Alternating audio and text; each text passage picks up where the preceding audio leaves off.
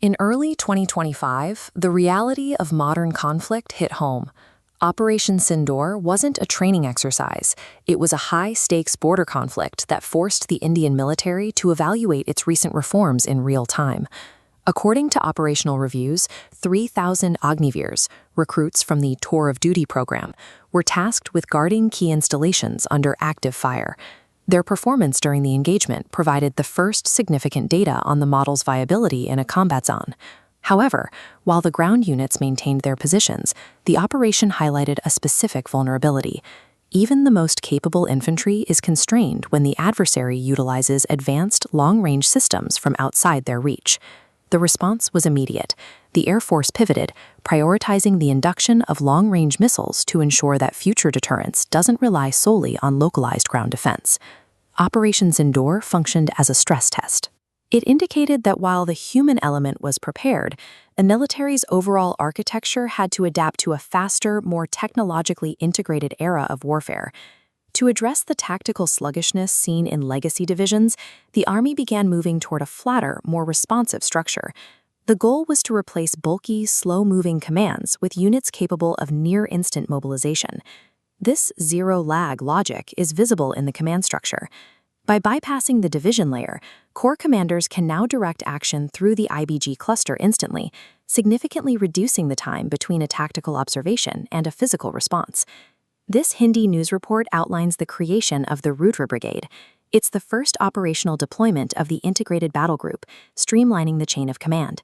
The report specifies how the brigade fuses distinct roles, infantry, armor, and artillery, into a single autonomous force. This restructuring directly addresses the speed requirements of modern war. By integrating these disparate arms into a single unit, the military ensures that velocity is built into its tactical DNA.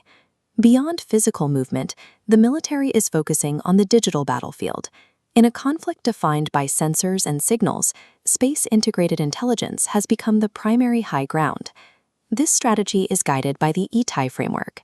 As detailed in this report on military AI, India has adopted a safety-focused approach, using risk-based assessments to deploy AI across its services while maintaining strict reliability standards. This vision is reinforced by the US-India Trust Initiative. It's an upgraded version of the original technology partnership, focusing specifically on AI infrastructure and semiconductor supply chains. This roadmap targets technological independence. By securing corridors for lithium and rare earth elements, the initiative aims to build a supply chain that is highly resilient against external shocks and market disruptions. By combining domestic AI governance with these global partnerships, the military is developing a secure digital foundation, one that remains functional and safe from outside interference. The ultimate requirement for a global power is total autonomy. This means the ability to own, modify, and export military technology without requiring approval from a foreign capital. The Buy Indian IDDM policy mandates at least 60% of a contract be spent on indigenous design. It requires ownership of software source code and core architecture. Foreign designs are rejected unless India holds full rights to upgrade them.